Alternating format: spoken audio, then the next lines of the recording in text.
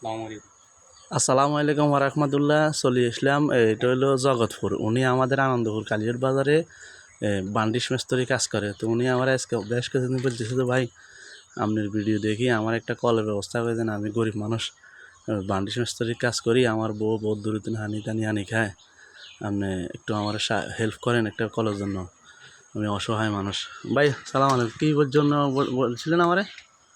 ওইটা হ্যাঁ ভাই, আমি গরিব মানুষ।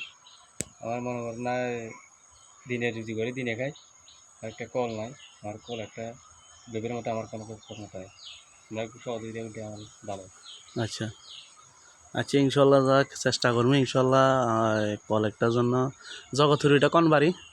জবুকাজি ভাই, জবুকাজি ভাই, জগৎপুর কাজে যায় না? তা আপনি কী কাজ করেন? বালিশের কাছে। বান্ডি ইনশাল্লাহ আর কোনোরই দেবেন ব্যক্তি দেখে দেখলে আমি ইনশাল্লাহ ওনার। দিনে রুজি করি, দিনে কাজ করি। আচ্ছা, ছেলে মেয়ে কয়জন? মেয়ে দুইজন। মেয়ে দুজন, ওনার মেয়ে দুজন, মা বাবা নাই না? না, আমার বাপ মা ছোটবেলা দেখতে মারা গেছে। বাপ ছোটোবেলা মরে গেছে, মা? ছোটবেলা দেখতে মারা গেছে। আচ্ছা, মাও মারা গেছে। জি। আচ্ছা, তো অসহায় মানুষ, গরিব মানুষ, এই যে ঘর, এটা ঘরটা নতুন দিয়েছেন লাগের জি। ঘর, এটা নতুন দিছে। আর আপনাদের কাছে অনুরোধ, ভিডিওটা একটু শেয়ার করে দিবেন ইনশাল্লাহ। আপনাদের শেয়ারের মাধ্যমে যদি কোনো হৃদয়বান ব্যক্তি থেকে থাকে, ওনারা একটা কল দিলে উপকার হইব, সোয়াব হইব ইনশাল্লাহ। এই বাড়ির তারিখের এটা।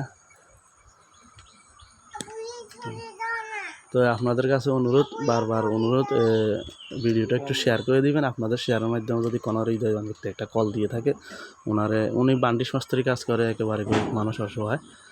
বুঝুন তো, দেশের বান্ডিশ মিস্ত্রি কাজ করে কি চলতে পারে না?